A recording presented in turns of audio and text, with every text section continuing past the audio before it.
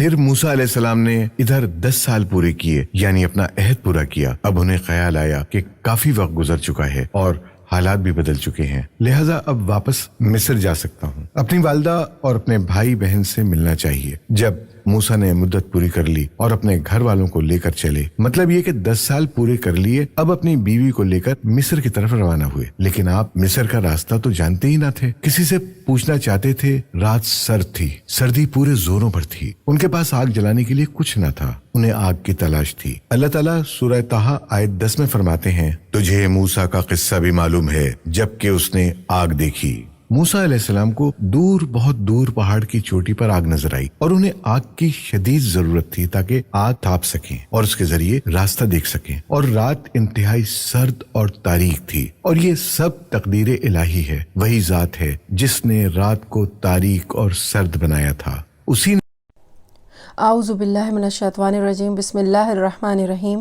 السلام علیکم ورحمۃ اللہ وبرکاتہ۔ ناظرین، امید کرتی ہوں کہ آپ سب خیر و عافیت کے ساتھ ہوں گے۔ یہ ہے اسلامک چینل الذکر، آپ سب کو اس چینل میں خوش آمدید کہتی ہوں۔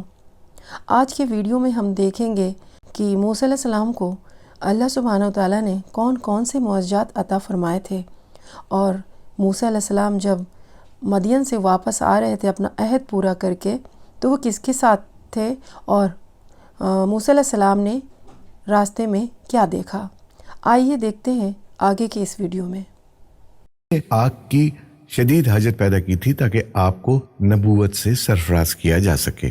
انہوں نے آگ دیکھی تو اپنے گھر والوں سے کہا، مجھے آگ دکھائی دی ہے، بہت ممکن ہے کہ میں اس کا کوئی انگارہ تمہارے پاس لاؤں یا آگ کے پاس سے راستے کی اطلاع پاؤں۔ جب موسیٰ علیہ السلام آگ کے قریب پہنچ گئے تو وہاں ایک عجیب ہی نظارہ تھا۔ قرآن کریم نے اور بھی کئی منظر بیان فرمائے ہیں، لیکن یہ منظر ان سب سے انوکھا منظر تھا۔ یہ آگ نہیں تھی، بلکہ بہت بڑے کانٹے دار درخت کے اندر سے نور نکل رہا تھا، یا یوں کہہ لیں کہ درخت سے آگ کے شعلے نکل رہے تھے۔ موسیٰ علیہ السلام بہت حیران ہوئے، ذرا اور قریب ہوئے تو درخت اور زیادہ منور نظر آیا، پھر انتہائی قریب چلے آئے، تب اس درخت میں سے آواز آئی۔ یہ آواز اللہ سبحانہ تعالیٰ اور انسان کے درمیان براہ راست خطاب تھا، اس جیسے خطاب کی مثال اور کہیں نہیں ملتی۔ سورہ طٰہٰ آیت 11 اور 12 میں ہے، جب وہ وہاں پہنچے تو آواز دی گئی، اے موسیٰ، یقیناً میں ہی تیرا پروردگار ہوں، تو اپنے جوتے اتار دے، اس لیے کہ تو پاک میدان طویٰ میں ہے۔ سورہ طٰہٰ آیت 13 تا 16 میں اللہ تعالیٰ فرماتے ہیں، اور میں نے تجھے منتخب کر لیا ہے، اب جو وحی کی جائے اسے کان لگا کر سن، بے شک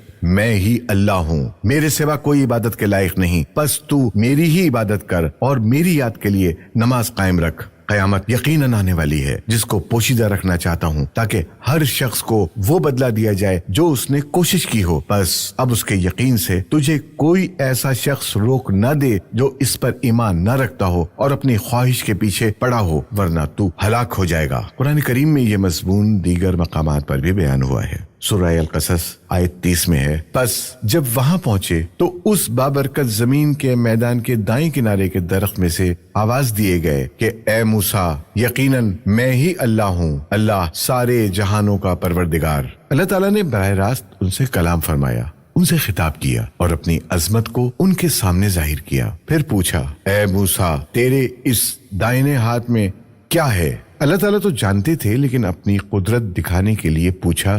موسیٰ علیہ السلام نے جواب دیا کہ یہ میری لاٹھی ہے، اس سے میں ٹیک لگاتا ہوں اور اس سے میں اپنی بکریوں کے لیے پتے جھاڑ لیا کرتا ہوں، اور بھی اس میں مجھے بہت سے فائدے ہیں۔ اللہ تعالیٰ نے فرمایا، اسے ہاتھ سے نیچے ڈال دے۔ جو ہی موسیٰ علیہ السلام نے لاٹھی نیچے گرائی، وہ سانپ بن کر دوڑنے لگا۔ سورہ القصص آیت 31 میں یہ ذکر یوں آیا ہے، اور یہ آواز بھی آئی کہ اپنی لاٹھی ڈال دو۔ پھر جب اس کو دیکھا کہ وہ سانپ کی طرح پھن پھنا رہی ہے تو پیٹ پھیر کر واپس ہو گئے، یعنی اس طرح بھاگے کہ پیٹ پھیر کر نہ دیکھا۔ ایسے میں اللہ تعالیٰ نے آواز دی، اے موسیٰ، آ گیا، ڈر مت، یقیناً تو ہر طرح امن والا ہے۔ اسی طرح سورہ طٰہٰ آیت 21 میں فرمایا بے خوف ہو کر اسے پکڑ لے، ہم اسے اسی پہلی سی صورت میں دوبارہ لا دیں گے، یعنی اسے دوبارہ لاٹھی بنا دیں گے۔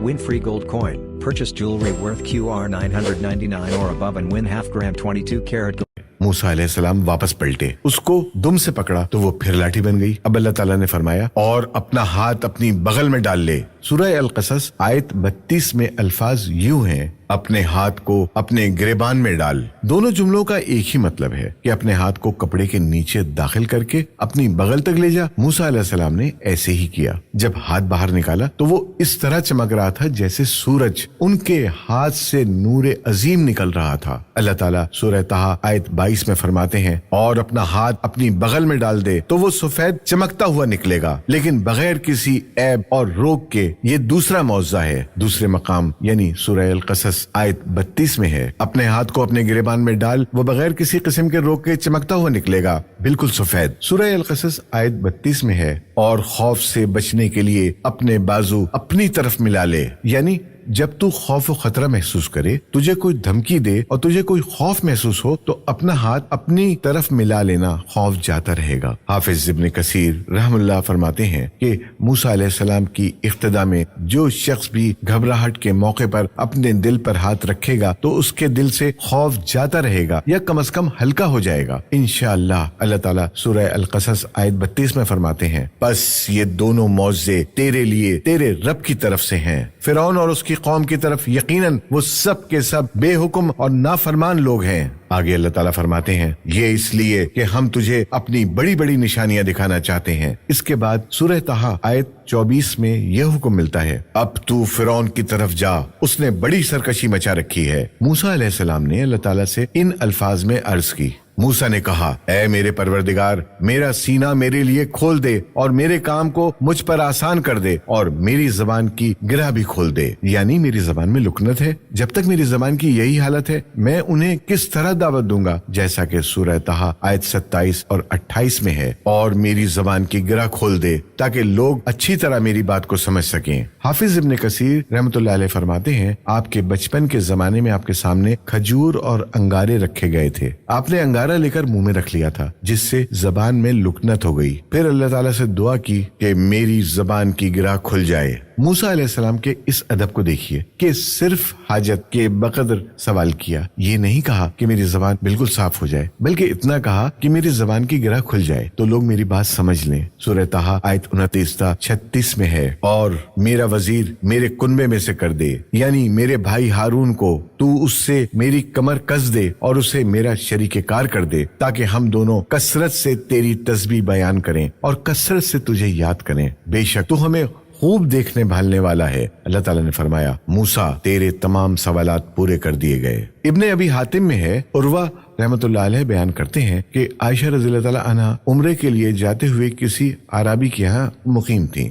کہ انہوں نے ایک شخص کو سنا جو پوچھ رہا تھا کہ دنیا میں کس بھائی نے اپنے بھائی کو سب سے زیادہ نفع پہنچایا۔ اس سوال پر تمام لوگ خاموش ہو گئے اور کہہ دیا کہ ہمیں اس کا علم نہیں۔ اچانک ایک شخص بولا کہ اللہ کی قسم مجھے اس کا علم ہے۔ عائشہ رضی اللہ تعالیٰ عنہ فرماتی ہیں کہ اس شخص کی بات سن کر میں نے دل میں کہا یہ شخص کتنی بڑی جسارت کر رہا ہے، انشاءاللہ کہے بغیر اس نے قسم اٹھا دی۔ پھر لوگوں نے اس سے کہا بتاؤ۔ اس نے کہا موسیٰ علیہ السلام، جنہوں نے اپنی دعا سے اپنے بھائی ہارون کو نبوت دلوائی۔ عائشہ رضی اللہ تعالیٰ عنہ فرماتی ہیں کہ میں یہ بات سن کر دنگ رہ گئی اور دل میں کہا کہ واقعی اس سے زیادہ کوئی بھائی اپنے بھائی کو فائدہ نہیں پہنچا سکتا۔ اللہ نے سچ فرمایا ہے کہ موسیٰ علیہ السلام اللہ کے پاس بڑے آبرودار تھے۔ اس طرح موسیٰ علیہ السلام کی سفارش سے اللہ تعالیٰ نے ہارون علیہ السلام کو نبوت عطا فرما دی۔ اس موقع پر حضرت موسیٰ علیہ السلام نے جو کہا سورہ القصص آیت 33 تا 35 میں آتا ہے، موسیٰ نے کہا پروردگار میں نے ان کے ایک آدمی کو قتل کیا تھا، اب مجھے اندیشہ ہے کہ وہ مجھے بھی قتل کر ڈالیں گے، اور میرا بھائی ہارون مجھ سے بہت صاف زبان والا ہے، تو اسے بھی میرا مددگار بنا کر میرے ساتھ بھیج دے کہ وہ مجھے سچا مانے، مجھے تو خوف ہے کہ وہ سب مجھے جھٹلائیں گے۔ اللہ تعالیٰ نے فرمایا ہم تیرے بھائی کے ساتھ تیرا بازو مضبوط کر دیں گے اور تم دونوں کو غلبہ دیں گے، فرعون کے لوگ تم تک پہنچ ہی نہیں سکیں گے، ہماری نشانیوں کے سبب تم دونوں اور تمہاری فرما برداری کرنے والے ہی غالب رہیں گے۔ جی ناظرین، آپ نے اس ویڈیو میں دیکھا کہ موسیٰ علیہ السلام کو کون کون سے معجزات اللہ سبحانہ وتعالیٰ نے عطا فرمائے تھے اور راستے میں نبوت عطا فرمائی تھی، اور ہارون علیہ السلام کو موسیٰ علیہ السلام کے ساتھ مصر بھیج کر فرعون کے چنگل سے بنی اسرائیل کو آزاد کروایا تھا۔